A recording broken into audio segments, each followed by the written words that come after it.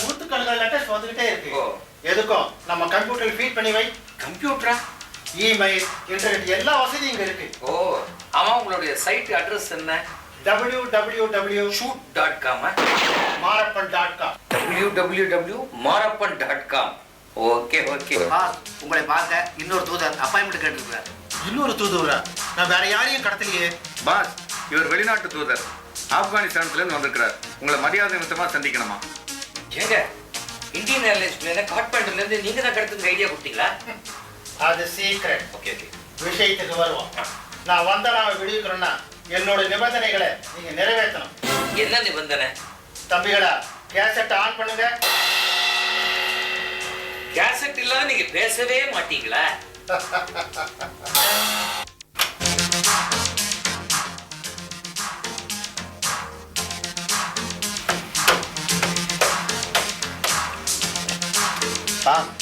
Cassette சிக்கிடுச்சு.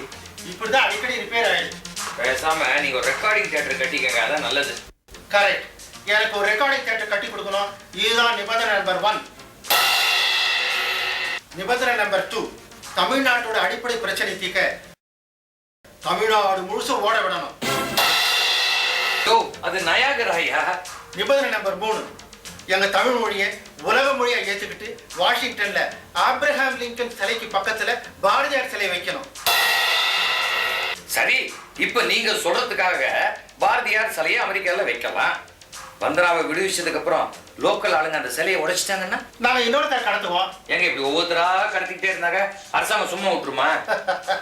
அரசாங்கமே பொது மதிப்பு கொடுத்தாலும் நாங்க சரணடைய மாட்டோம்.